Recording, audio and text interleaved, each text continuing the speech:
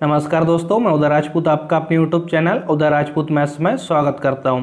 हम परसेंटेज के बारे में पढ़ रहे थे। परसेंटेज का हमारा पार्ट 3 है। इससे पहले हम इसके पार्ट 1 और पार्ट 2 के बारे में पढ़ चुके हैं। यदि आपने वो वीडियोज़ नहीं देखी हैं तो आपको नीचे डिस्क्रिप्शन बॉक्स में लिंक मिल जाएगी, वहाँ से आप इसका पार्ट 1 और पार्ट 2 जरूर देख लीजिए। और इससे पहले मैंने नंबर सिस्टम वाला चैप्टर भी कंप्लीट पढ़ा दिया है। यदि आपने नंबर सिस्टम नहीं पढ़ा है तो आप उसको भी पढ़ लीजिए। तो चलिए हम आज की क्लास शुरू करते हैं। कल जो मैंने क्वेश्चन सॉल्व करने दिए थे, सर्वप्रथम जिसने आंसर बताया उनका नाम है श्रद्धा सिंह और बिलाल खान जी। दोनों ने सर्वप्रथम क्वेश्चन का आंसर बताया। सरल क्वेश्चन था, आपसे बन भी गया और उस टाइप का क्वेश्चन मैंने आपके लिए कल सॉल्व भी कराया था। तो काफ़ी आईएमपी क्वेश्चन है, उस टाइप का क्वेश्चन एक क्वेश्चन प्रत्येक एग्जाम में जरूर पूछा जाता है। तो अब इसी तरीके से जब भी मैं आपको क्वेश्चन सॉल्व करने दूं तो आप कमेंट्स बॉक्स में जल्दी आंसर बताइए, तो मैं आपका नाम अगली क्लास में लूँगा। और आप रेगुलरली वीडियो को लाइक करें और अपने दोस्तों के साथ भी शेयर करते जाएं। अब चलिए हम इसके बाद पार्ट 3 पढ़ते हैं। अब उससे आगे के क्वेश्चन हम सॉल्व करते हैं। तो देखिए यहाँ पे क्वेश्चन क्या है। देखिए, एक चुनाव में 2 उम्मीदवार थे। हारने वाले उम्मीदवार ने 41% मत प्राप्त किए तथा वह 5580 मतों से पराजित हो गया। कुल मतों की संख्या कितनी थी? अब देखिए, चुनाव पर आधारित क्वेश्चन है। चुनाव पर आधारित क्वेश्चन परसेंटेज से बनते हैं। अब देखिए इन क्वेश्चनों को हम कैसे सॉल्व करते हैं। सबसे पहले आप क्वेश्चन को समझ लीजिए। क्वेश्चन कह रहा है, एक चुनाव में 2 उम्मीदवार थे। हारने वाले उम्मीदवार ने कितने 41% मत प्राप्त किए। देखिए, हारने वाले उम्मीदवार ने कितने मत प्राप्त किए? 41%। हम टोटल कितने मत मान के चलेंगे? टोटल हम मान के चलेंगे 100% मत है। तो हारने वाले ने जब 41% मत प्राप्त किए तो जीतने वाले ने कितने मत प्राप्त किए होंगे? तो देखिए, इसने 41 प्राप्त कर ली, 41%। तो जीतने वाले ने कितने प्राप्त किए होंगे? 41 को 100 से माइनस कर दीजिए, कितना आएगा यहाँ पे? 9, और 9 से 4 जाएंगे 5, यानी कि जीतने वाले उम्मीदवार ने 59% मत प्राप्त किए होंगे। इतना आपको अच्छे समझ में आ गया। टोटल हम 100% मत मान के चलेंगे। यहाँ पे क्वेश्चन में कह रहा है, हारने वाले उम्मीदवार ने 41% मत प्राप्त किए, तो जीतने वाले ने 100 - 41 यानी कि 59% मत प्राप्त किए। अब आगे क्वेश्चन कह रहा है, तथा वह 5580 मतों से पराजित हो गया। यानी कि जो हारने वाला उम्मीदवार है 41% मत प्राप्त करने के बावजूद कितने अंतर से हार गया? 5580 मतों के अंतर से वो हार गया। तो हमें बताना कुल मतों की संख्या कितनी थी। अब देखिए यहाँ पे जीतने वाले को कितने मिले? 59%। हारने वाले को 41%। दोनों का अंतर देखें तो कितना होना चाहिए? यहाँ पे 5580, यानी कि जीतने वाले उम्मीदवार को 59% और हारने वाले 41%। तो जो हारा है उम्मीदवार वो कितने अंतर से हार गया? 5580 मतों के अंतर से। हम दोनों के प्रतिशत को अंतर करेंगे, कितना आना चाहिए? 5580। समझ में आ गया। अब देखिए इनका अंतर देखें प्रतिशत में कितना होगा। 9 से 1 जाएगा 8, और 5 से 4 जाएंगे 1। तो कितना आएगा इनका अंतर? 18%। यानी 18% बराबर कितना होगा? 5580। अब देखिए यहाँ से हमें 18% बराबर 5580 मिल गया। लेकिन हमें पूछा क्या? कुल मतों की संख्या पूछिए। इसको आप ध्यान से देखिए, कुल मतों की संख्या। कुल मतों की संख्या हम कितनी मान के चलते हैं? 100%। 18% बराबर इतना है। अब हमें 100% बराबर निकालना है। तो इसको देखिए, 18% बराबर इतना है, तो यहाँ से 1% बराबर कितना होगा? देखिए 1% बराबर कितना होगा? और कम मतों का अंतर होगा, तो हम 18 से इसमें भाग लगाएंगे। कब? जब हमें 18% से 1% देखना है तो इसमें 18 से भाग लगाएंगे। लेकिन हमें कितना चाहिए? 100%। तो 100 में और अधिक होंगे तो 100 से हम मल्टीप्लाई करेंगे। समझ में आ गया। 18% बराबर 5580, तो 1% और कम अंतर होगा। हमें 100% निकालना है, यानी कि और ज़्यादा होगा, इसलिए 100 से हम मल्टीप्लाई करेंगे। समझ में आ गया। अब इसको सॉल्व कर देंगे तो हमें कुल मतों की संख्या यहाँ से प्राप्त हो जाएगी। यानी कि 100% मत कितने होंगे? तो इसको हम अब सॉल्व कर लेंगे। 18 एकम 18, 18 दूनी 36, 18 तिया 54, 1 बचा 18, 18 एकम 18 और 0, यानी कि 310 × 100। तो कितना आएगा यहाँ से? 31 और 3 0, यानी कि कुल मतों की संख्या आ गई। हमने 100% निकाला यहाँ से। तो ये 18% बराबर 5580 था। 1% बराबर कितना होगा? 18 से भाग लग जाएगा, और 100% बराबर तो 100 से इसमें मल्टीप्लाई हो जाएगा। अब इस तरीके से इसको सॉल्व कर लीजिए। आंसर कितना आ गया? 31000। यानी कि कुल मतों की संख्या कितनी होगी? 31000 होगी। तो ऑप्शन देख लीजिए 31000, ऑप्शन डी यहाँ पे हमारा राइट आंसर होगा। अब देखिए मान के चलिए इसी क्वेश्चन में पूछ लेता है जीतने वाले उम्मीदवार को कुल कितने मत प्राप्त हुए। तो हारने वाले को 41%, तो जीतने वाले को 100 - 41 यानी कि 59% मत प्राप्त हुए। तो देखिए हमारे पास कुल मत है, या तो इसका 59% निकाल दें तो हमें जो भी मत प्राप्त होंगे वो किसके होंगे, जीतने वाले उम्मीदवार के मत प्राप्त हो जाएंगे। समझ में आ रहा है आपको? या फिर हम यहाँ से भी निकाल सकते हैं, 18% बराबर इतना, तो 1% बराबर इसके नीचे 18 आ जाएंगे, यानी 18 से भाग लग जाएगा। हमें जीतने वाले उम्मीदवार का मत निकालना है, तो जीतने वाले उम्मीदवार को कितने 59% मिले, तो यहाँ पे हम 59 से मल्टीप्लाई करेंगे। अभी हमने 100 से क्यों किया, क्योंकि हमें कुल मतों की संख्या में ज्ञात करना थी। कुल मत कितने हैं 100%, इसलिए यहाँ पे 100 से मल्टीप्लाई किया। यदि हमें जीतने वाले उम्मीदवार के मत निकालना होती तो वो 59% है, तो हम 59 से यहाँ पे मल्टीप्लाई करके सॉल्व कर लेते, तो जीतने वाले उम्मीदवार को जितने मत मिलते वो हमारा निकल आता। तो आपको समझ में आ गया, इस तरीके क्वेश्चन हम इस तरीके से सॉल्व कर लेते हैं। तो इजी होते हैं, आपको एग्जाम में देखिए यहाँ पे ये स्टेप लिखने की भी आवश्यकता नहीं है, बस आपको समझाने के लिए बता दिया। आप डायरेक्ट ऐसे कर सकते हैं, देखिए हारने वाले ने 41% मत प्राप्त किए, तो जीतने वाले ने कितने प्राप्त किए हैं 100 से, आप मौके की इसको माइनस कर लीजिए, 100 से 41 माइनस करेंगे कितना आएगा 59, यानी कि जीतने वाले ने 59% मत प्राप्त किए होंगे। तो जीतने और हारने वाले का दोनों का अंतर देख लीजिए कितना 18%, तो 18% कितने किसके बराबर होगा, जो मतों का अंतर होगा उसके बराबर होगा। यहाँ से 1% निकाल लीजिए और हमें 100% निकालना है, इसलिए 100 से मल्टीप्लाई कर लीजिए, इसके बाद उसको सॉल्व कर लीजिए तो हमारा आंसर निकल आएगा। समझ में आ गया आपको अच्छे से? यदि क्वेश्चन अच्छे से समझ में आ गया हो तो आप वीडियो को जरूर लाइक कर दें और इसे अपने दोस्तों के साथ शेयर भी करें। और जैसे कि मैंने आपके लिए बताया, आपका कोई भी डाउट हो तो आप कमेंट्स बॉक्स में पूछें, मैं आपका आंसर जरूर दूंगा। अब चलिए इसके बाद हम नेक्स्ट क्वेश्चन देखते हैं, चुनाव पर ही आधारित क्वेश्चन है। अब देखिए क्वेश्चन थोड़ा सा चेंज होकर कैसे पूछा जाता है। एक चुनाव में 2 उम्मीदवार थे, एक उम्मीदवार ने कुल वैध मतों के 55% मत प्राप्त किए। यानी कि एक चुनाव में 2 उम्मीदवार थे, उनमें से एक उम्मीदवार ने कुल वैध मतों के कितने 55% मत प्राप्त किए। अब यहीं से देखिए, जब एक उम्मीदवार ने कुल वैध मतों के 55% मत प्राप्त किए, तो दूसरा उम्मीदवार ने वैध मतों के कितने प्रतिशत मत प्राप्त किए होंगे, तो 100 से 55 माइनस करिए कितना आएगा, 100 से 55 माइनस करेंगे कितना आएगा 45%। समझ में आ गया आपके लिए? देखिए एक उम्मीदवार ने कुल वैध मतों के 55% मत प्राप्त किए, तो दूसरा उम्मीदवार ने 100 - 55 यानी कि 45% मत प्राप्त किए होंगे। टोटल हम 100% मत मान के चलते हैं। जब एक ने 55% तो दूसरे ने 45% मत प्राप्त किए। अब क्वेश्चन आगे कह रहा है तथा 20% मत अवैध घोषित कर दिए गए, यानी कि 20% मत कैसे अवैध घोषित कर दिए गए। और आगे कह रहा है यदि कुल मतों की संख्या 7500 हो, यानी कुल मतों की संख्या इस क्वेश्चन में दे दी, कितनी है वो 7500 हो, तो दूसरा उम्मीदवार ने कुल कितने वैध मत प्राप्त किए। तो हमें दूसरा उम्मीदवार का बताना है कि उसने कुल कितने वैध मत प्राप्त किए। तो दूसरे उम्मीदवार ने प्रतिशत में देखें कितने प्रतिशत मत प्राप्त किए, 45% वैध मत।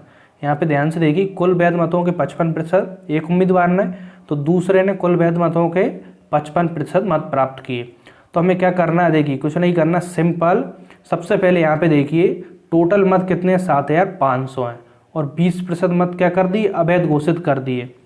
तो सबसे पहले हम देखिए 7500 कुल मत हैं, जब 20% मत अवैध घोषित कर दिए तो कितने मत वैध बचे, देखिए 20% अवैध, तो 80% मत जो होंगे वो कैसे होंगे वैध होंगे। देखिए 80% मत कैसे होंगे वैध होंगे। अब देखिए अभी इसको कैंसिल मत करिए, अब एक ही स्टेप में इसको कैंसिल करिए तो आपका और जल्दी आंसर आएगा। कुल मत 7500, 20% मत अवैध घोषित कर दिए, तो कितने 80% मत कैसे बचे वैध मत। अब देखिए ये वैध मतों की संख्या है, अभी इसको हम सॉल्व नहीं करेंगे ताकि हमें बार बार इसका मल्टीप्लाई या कैलकुलेशन ना करना पड़े, इसलिए हम इसको बाद में ही कैलकुलेट कर देंगे। तो देखिए कुल मत 7500, 20% अवैध घोषित कर दिए, 80% बचे, यानी कुल मत अब इतने हैं। अब ये कैसे हैं वैध मत हैं, कैसे हैं वैध मत हैं, कुल वैध मत इतने हैं। दूसरे उम्मीदवार ने कुल वैध मतों के ही तो 45% प्राप्त किए, तो यहाँ पे दूसरे उम्मीदवार का ही पूछा, दूसरे उम्मीदवार ने कुल कितने वैध मत प्राप्त किए। तो अब क्या करना है, जो कुल वैध मत है इसका हमें 45% निकाल देना है। तो दूसरे उम्मीदवार ने जितने भी वैध मत प्राप्त किए उनका हमें यहाँ पे संख्या मिल जाएगी। समझ में आ गया क्वेश्चन? देखिए क्वेश्चन आपको देखने में बड़ा लग रहा है, लेकिन एक ही स्टेप में यहाँ पे सॉल्व हो जाएगा। तो क्वेश्चन देखिए देखने में हो सकता है आपके लिए बड़ा लगे, लेकिन उसका जरूर नहीं उसका सॉल्यूशन बड़ा हो। तो देखिए इसको अपना अपना तरीका है करने का, तो आप इसको एक ही लाइन में सॉल्व कर सकते हैं। तो अब इसको कैलकुलेशन कर लीजिए अपने अकॉर्डिंग, जैसे भी आप कैंसिल करना चाहें। 2 जीरो से 2 जीरो कैंसिल, 25 3 75 और 25 चौके 100, 4 से 4 दूनी 8। अब देखिए 3 ऊपर है, 3 इंटू 20 कितना हो जाएगा यहाँ पे 60 और इंटू कितना है यहाँ पे 45 है। हम चाहते तो पहले इसका भी कैलकुलेशन कर लेते, जो भी वैध मत प्राप्त होते उसका फिर 45% निकालते, लेकिन हम बार बार कैलकुलेशन क्यों करें, इसके लिए यहीं पे आप सॉल्व कर दीजिए। यानी कि ये भी तो क्या वैध मत ही तो है, इसका मल्टीप्लाई ना भी करें तब भी तो कुल वैध मत प्राप्त होंगे यहाँ से। तो इसका ही हम 45% निकाल लिए, कितना आ गया 60 इंटू 45। अब इसका मल्टीप्लाई कर लीजिए, 6 5 30, हाथ से लाई 3, 6 चौके 24 और 3 कितना होंगे 27 और 1 जीरो इसमें है। यानी कि दूसरे उम्मीदवार ने कुल कितने वैध मत प्राप्त किए 2700 उसने कुल वैध मत प्राप्त किए। तो ऑप्शन देख लीजिए, ऑप्शन ए यहाँ पे 2700 हमारा राइट आंसर होगा। देखिए आपको अच्छे समझ में आ गए होंगे, चुनाव पर आधारित इसी टाइप के क्वेश्चन एग्जाम में पूछे जाते हैं। तो चलिए हम अब नेक्स्ट टाइप के क्वेश्चन सॉल्व करते हैं। अब चलिए नेक्स्ट क्वेश्चन देखिए क्या है। रमेश के वेतन में 20% वृद्धि कर दी गई, बढ़े हुए वेतन को 20% कम करने पर रमेश को कितने प्रतिशत लाभ अथवा हानि होगी। क्वेश्चन समझ में आ गया। क्वेश्चन कह रहा है रमेश के वेतन में 20% वृद्धि कर दी गई और बढ़े हुए वेतन को 20% पर क्या कर दिया कम कर दिया। तो कम करने पर रमेश को कितने प्रतिशत लाभ अथवा हानि होगी। तो देखिए इस क्वेश्चन हम कैसे सॉल्व करेंगे। हम मान के चलते हैं रमेश का वेतन 100 रुपये है, तो ये बाकी और भी कुछ मान सकते हैं, लेकिन प्रतिशत में आप 100 मानकर चलेंगे तो आपका कैलकुलेशन थोड़ा सा इजी हो जाता है। इसलिए हम हर बार 100 इसलिए मानने की कोशिश करते हैं, मैक्सिमम क्वेश्चनों में 100 ही मानने की कोशिश करते हैं जिससे कैलकुलेशन इजी हो जाए। या फिर आप 100 नहीं मानना चाहते और कुछ मान लीजिए तब भी हमारा सॉल्व हो जाएगा। अब देखिए रमेश का हमने मान लिया पहले वेतन कितना था 100 रुपये था। क्वेश्चन कह रहा है रमेश के वेतन में 20% वृद्धि कर दी गई। अब देखिए 100 वेतन था तो इसमें 20% की वृद्धि करें कितना हो जाएगा वेतन। तो वृद्धि हम कैसे करते हैं 20% वृद्धि करना, यानी कि 100 + 20 कितना होगा 120। प्रतिशत हटाएंगे नीचे 100 आता है, तो देखिए 100 से 100 कैंसिल, यानी कि अब वेतन उसका कितना हो गया 120 रुपये हो गया। देखिए पहले वेतन 100 रुपये था, इसमें 20% की वृद्धि कर दी तो अब वेतन कितना हो गया 120 रुपये हो गया। अब क्वेश्चन आगे पढ़िए।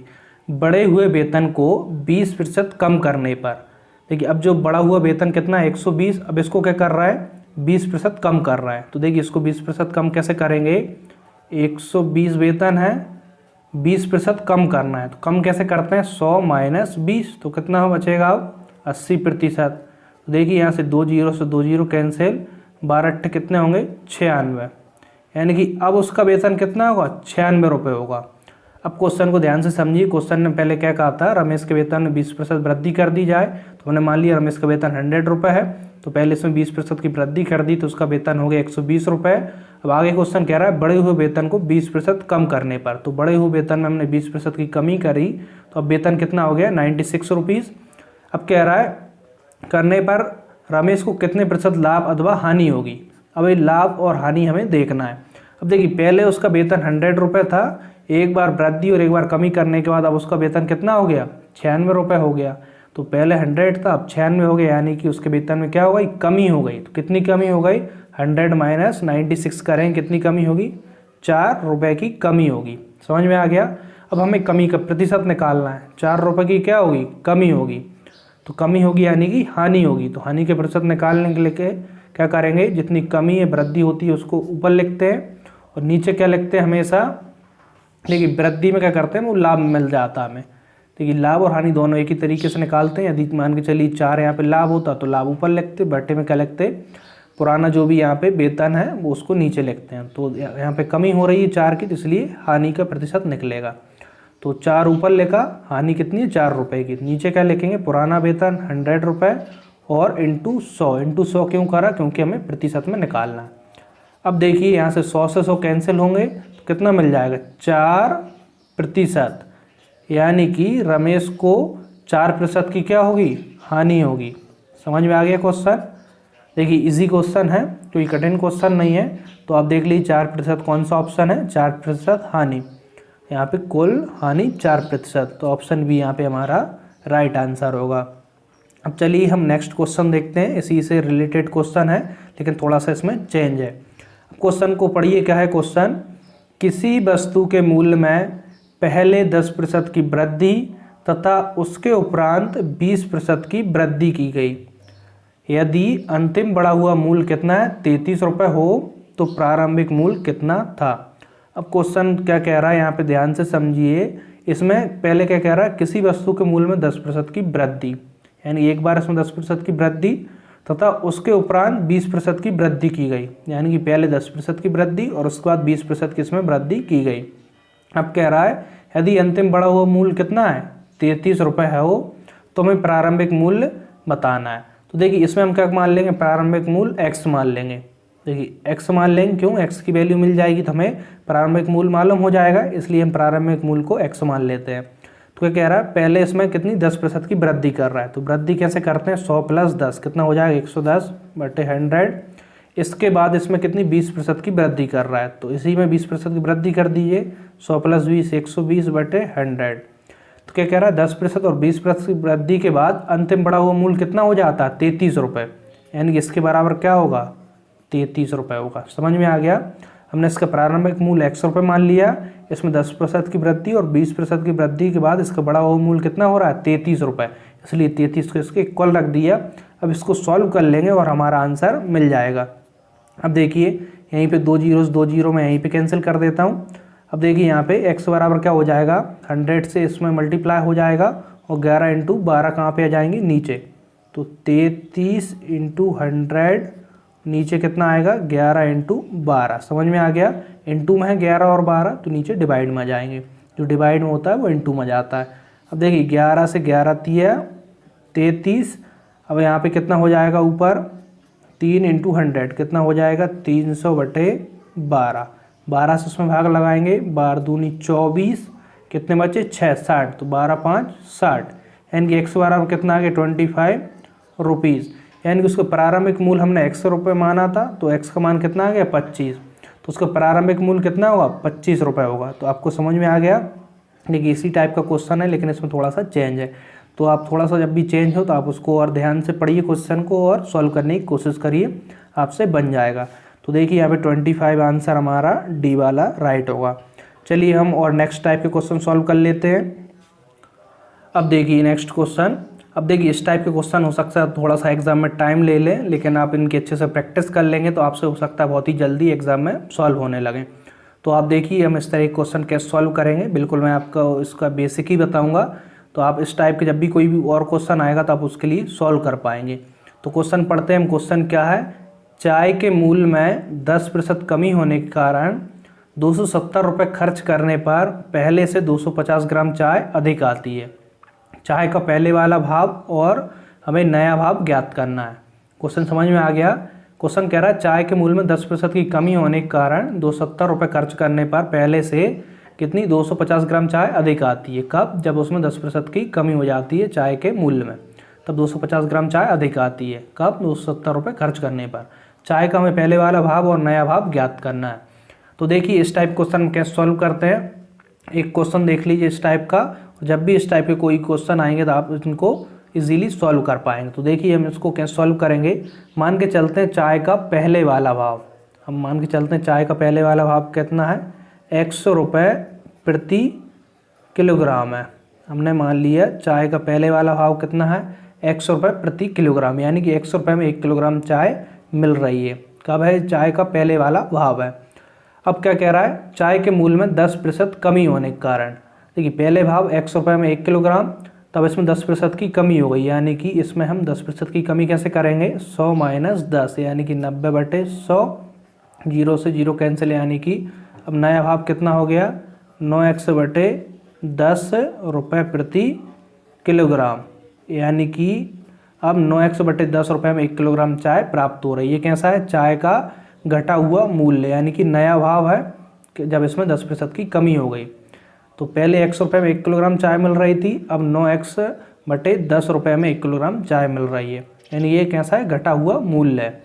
अब क्वेश्चन कह रहा है 10% कमी होने के कारण 270 रुपये खर्च करने पर पहले से 250 ग्राम चाय अधिक आती है।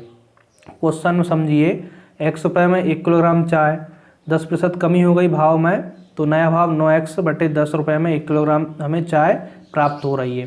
क्वेश्चन कह रहा है 270 रुपये में यदि हम इस भाव से चाय खरीदें और 270 रुपये में इस वाले भाव से चाय खरीदें, तो देखिए ये वाला भाव कैसा है, कम है, यानी इससे चाय अधिक आएगी।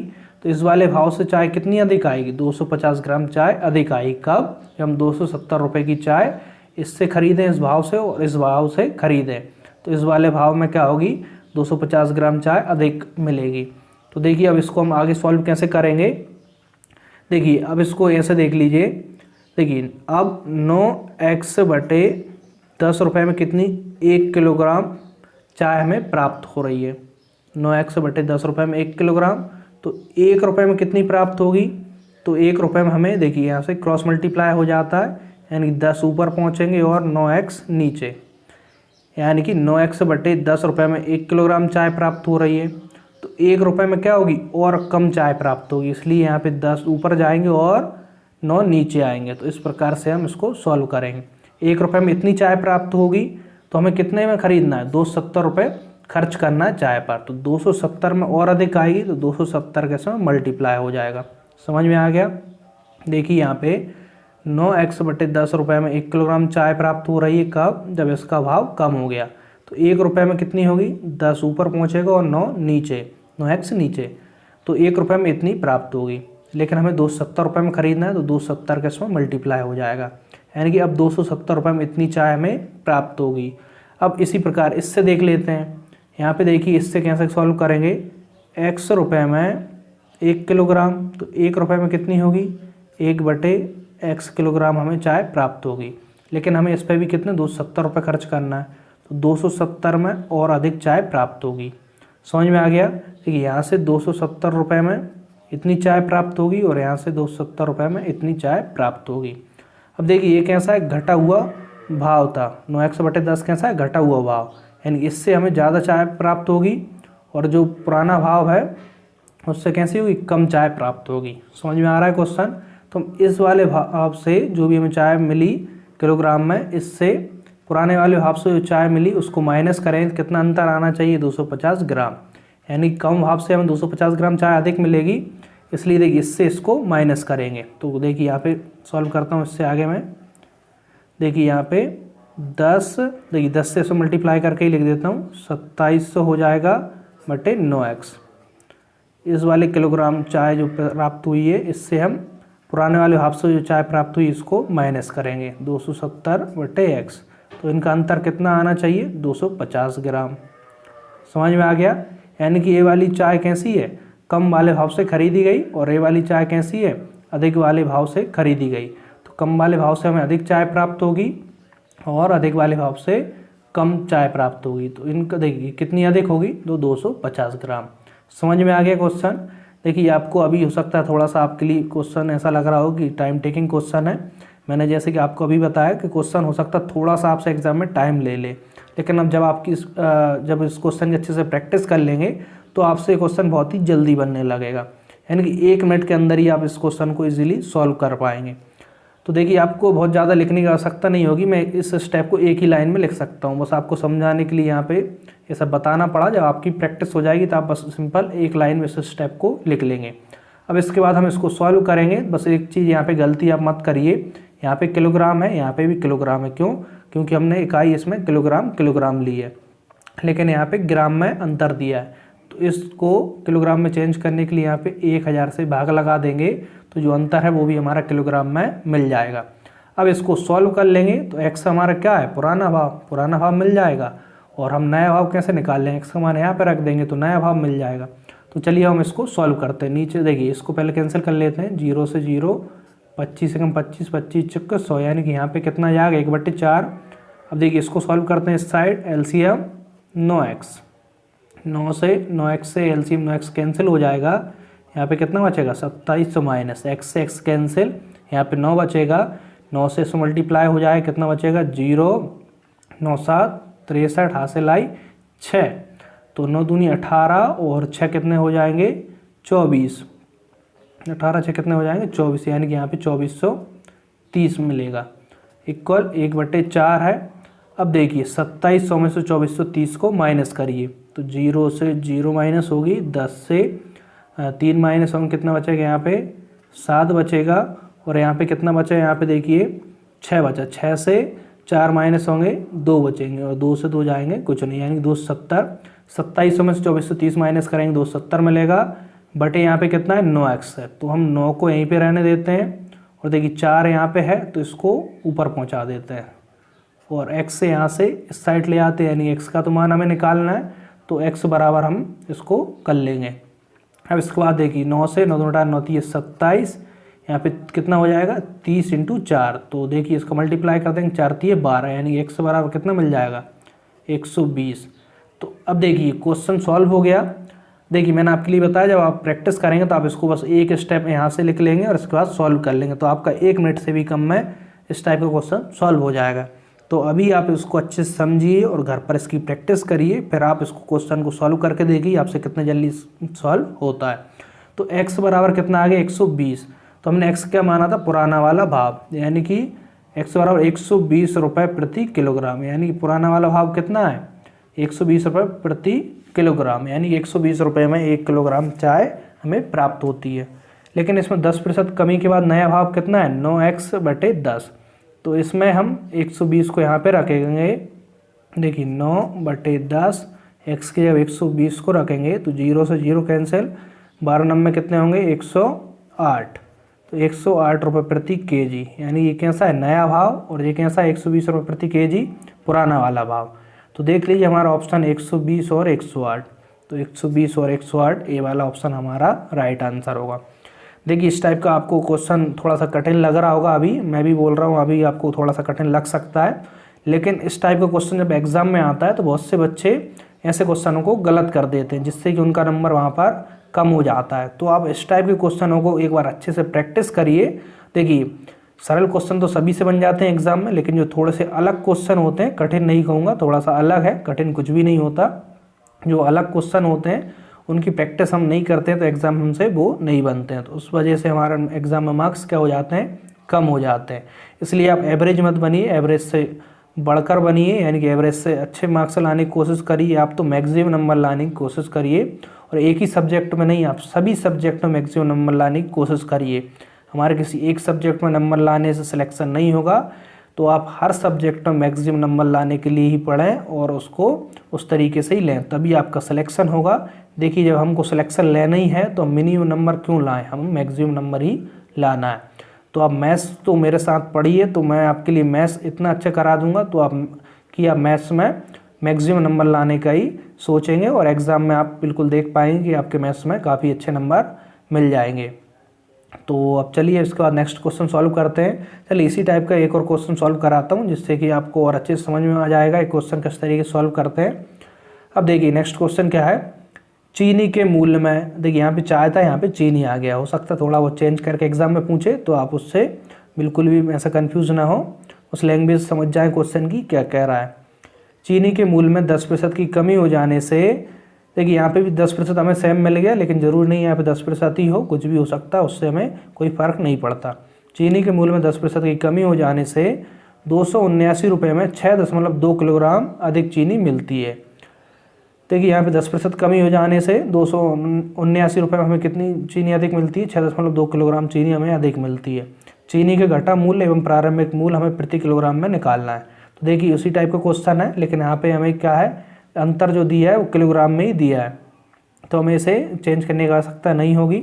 अब हम उसी टाइप से इसको सॉल्व करते हैं। चीनी का प्रारंभिक मूल्य, देखिए प्रारंभिक मूल्य मान लेते हैं क्या है, 100 रुपये प्रति किलोग्राम है, 100 रुपये प्रति किलोग्राम हम इसका पुराना भाव मान लें, तो नया भाव कितना होगा 10% कमी होगी, तो इसमें 10% की कमी करेंगे तो कितना आएगा, देखिए 90/100, 0 0 कैंसिल, यानी कितना आएगा 9x/10 रुपये प्रति केजी, यानी कि अब नया भाव कितना होगा 9x/10 रुपये प्रति किलोग्राम, पुराना भाव 100 रुपये प्रति किलोग्राम। अब इस भाव से हम देखिए इस भाव से चीनी कितने में खरीदें, 279 रुपये में चीनी खरीदें, और इस वाले भाव से 279 रुपये में चीनी खरीदें, तो इस वाले भाव से हमें कितनी 6.2 किलोग्राम चीनी अधिक मिलेगी।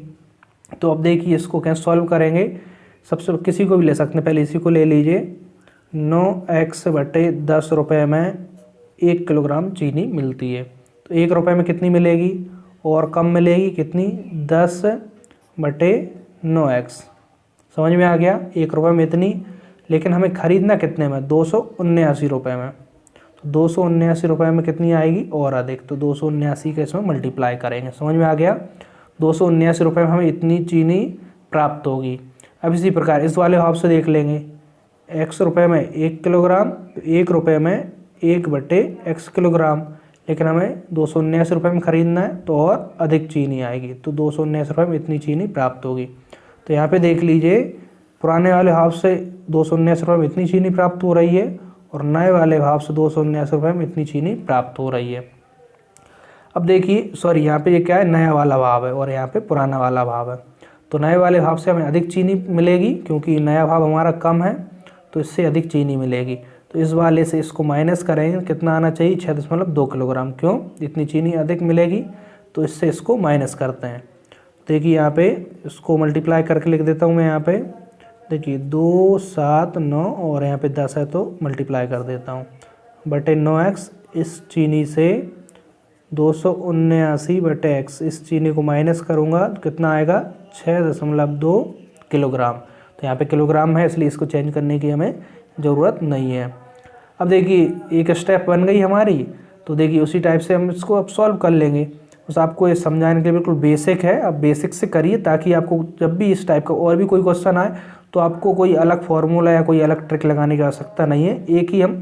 एक ही मेथड से हम इस टाइप के जितने भी क्वेश्चन होंगे सभी को सॉल्व करेंगे। अब इसको सॉल्व कर देंगे। तो देखिए यहाँ पे 9x क्या आ जाएगा, यहाँ पे चलिए सबसे पहले दशमलव हटाता हूँ, नीचे कितना आएगा, 10 आएगा। तो एलसीएम कितना आएगा यहाँ से, 9x से 9x कैंसिल, ऊपर कितना बचेगा, 2790 माइनस x कैंसिल, 9 से मल्टीप्लाई हो जाएगा, 9 नाम 81, हासिल आई 8। तो 9 7 63 और 8 कितने हो जाएंगे यहाँ पे, 70 1 71। अब हासिल कितनी आएगी, 7। तो 9 दूनी 18 और 7 कितने होंगे, 2 20 और 5 25। देखिए यहाँ बहुत सी बार क्या होता है एग्जाम में, हम कैलकुलेशन यानी सब कुछ तो ठीक कर लेते हैं, हम उसको जमा भी सही लेते हैं क्वेश्चन को, लेकिन हम मल्टीप्लाई या माइनस प्लस करने में थोड़ी सी मिस्टेक कर देते हैं, उससे कि हमारे एग्जाम में आंसर गलत आ जाता है। तो जब भी आप मल्टीप्लाई या एडिशन सब्सट्रैक्शन वगैरह करें तो थोड़ा आप केयरफुली करें, थोड़ा ध्यान देकर करें। आप चाहें तो इस प्रकार से हासिल या कुछ भी अलग से लिख लें, ताकि आप एग्जाम में बिल्कुल भी गलत ना करें। नहीं होता क्या है, हम क्वेश्चन को तो पूरा सही कर लेते हैं, लेकिन कैलकुलेशन हमारी थोड़ी सी गलत हो जाती है और हमारा आंसर नहीं निकलता है। तो इस तरह की मिस्टेक आप बिल्कुल मत करिए एग्जाम में। अब देखिए यहाँ से x कैंसिल, 9 से मल्टीप्लाई करा, कितना आ गया, 25 11 बराबर कितना होगा, 62/10। अभी इसको कैंसिल मत करिए, 2790 में से 25 11 को माइनस करिए। देखिए माइनस करें कितना आएगा, देखिए 10 से 1 माइनस होगा, यहाँ पे 9 बचेगा, और यहाँ पे 8 से 1 जाएगा, कितना बचेगा, 7 बचेगा। और यहाँ पे कितना, 7 से 5 माइनस होगा 2 से 2 कुछ नहीं, यानी कि 279 बचेगा। 2790 में से 25 11 माइनस करेंगे, 279। अब बटे में यहाँ पे 9x को उस साइड ले जाएं, और यहाँ पे देखिए इसको 10 ऊपर पहुँचेगा और 62 नीचे आएगा, इक्वल x। तो x की वैल्यू निकालना है, तो x बराबर हम इसको रख लेंगे। अब इसके बाद इसको सॉल्व करेंगे, तो 9 से कैंसिल हो रहा है, 9 दूनी 18 9 3 27, 9 एकम 9, 31 दूनी 62। देखिए कैंसिल हो गया। अब ऊपर कितना बचा, 10 और नीचे 2 से 10 को भी कैंसिल करते हैं, 2 5 10। तो x बराबर हमारे, देखिए x बराबर हमें कितना प्राप्त हो गया, 5 प्राप्त हो गया।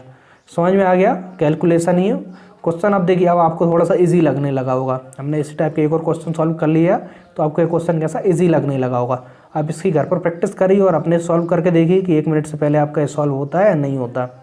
आपसे ज़रूर सॉल्व होगा, बस आप इसकी कैलकुलेशन आपके ऊपर है, आप कितने जल्दी कैलकुलेशन करते हैं। जितने जल्दी कैलकुलेशन करेंगे उतना जल्दी आपका आंसर निकल के आएगा। तो x बराबर कितना आ गया, 5। तो x क्या है, हमारा पुराना भाव, यानी 5 रुपये प्रति kg हमारा पुराना भाव है, यानी 1 kg हमें चीनी 5 रुपये में मिलती है, पुराना वाला भाव। अब नया वाला भाव कितना होगा, 9x बटे 10 रुपये प्रति kg। तो 9x की जगह हम 5 रख देंगे बटे 10। इसको सॉल्व करेंगे, 5 दूनी 10, 2 से 2 4 8, 1 बचा 0.25 10, यानी कि नया भाव कितना होगा, 4.5 रुपये प्रति kg। पुराना भाव 5 रुपये प्रति kg और नया भाव 4.5 रुपये प्रति kg। तो चीनी के घटा मूल्य और प्रारंभिक मूल्य हमें बताना है। तो घटा मूल्य कितना है, 4.5 रुपये प्रति kg और प्रारंभिक मूल्य 5 रुपये प्रति kg। तो ऑप्शन देख लीजिए, देखिए 5 इसके बाद हम 0 लगा सकते हैं इसमें, 4.50 रुपये प्रति kg और 5 रुपये प्रति kg। ऑप्शन बी यहाँ पे हमारा राइट आंसर होगा। तो आप आज की क्लास हम यहीं भी समाप्त करते हैं। उम्मीद करता हूँ कि आज के सारे क्वेश्चन आपको अच्छे से समझ में आ गए होंगे। तो यदि आपको सारे क्वेश्चन अच्छे से समझ में आ गए हों तो आप कमेंट्स कर जरूर बताएं कि आज की क्लास आपके लिए कैसी लगी। इसके बाद हम एक पार्ट में और इसके बचे हुए क्वेश्चनों को सॉल्व कर लेंगे, यानी कि एक क्लास में और हमारा प्रतिशत वाला चैप्टर कंप्लीट हो जाएगा। इसके बाद हम नेक्स्ट चैप्टर पढ़ेंगे। आप कमेंट्स कर बताइए आप नेक्स्ट चैप्टर कौन सा पढ़ना चाहेंगे, लेकिन अभी इसका एक पार्ट और बचा हुआ है, यानी कि कल की क्लास में हम इस परसेंटेज के बारे में और पढ़ेंगे। जो बचे हुए टाइप के क्वेश्चन हैं उनको यहाँ पे हम सॉल्व कर लेंगे। तो ठीक है, उम्मीद करता हूँ वीडियो पसंद आई होगी। वीडियो यदि पसंद आई हो तो वीडियो को लाइक करें, अपने दोस्तों के साथ शेयर करें, और आप चैनल पर नहीं हो तो चैनल को सब्सक्राइब कर लीजिए और बेल आइकन को भी प्रेस कर दीजिए। और टेलीग्राम चैनल पर नहीं जुड़े हैं तो लिंक आपको नीचे डिस्क्रिप्शन बॉक्स में मिल जाएगी, वहाँ से आप टेलीग्राम चैनल पर जुड़ जाइए। वहाँ से आप मुझसे टेलीग्राम ग्रुप के माध्यम से जो भी मैसेज के थ्रू आप बात करना चाहते हैं पढ़ाई से रिलेटेड, वो आप मुझसे डिस्कशन कर सकते हैं। तो ठीक है, मिलते हैं नेक्स्ट क्लास में। आज के लिए इतना ही, धन्यवाद।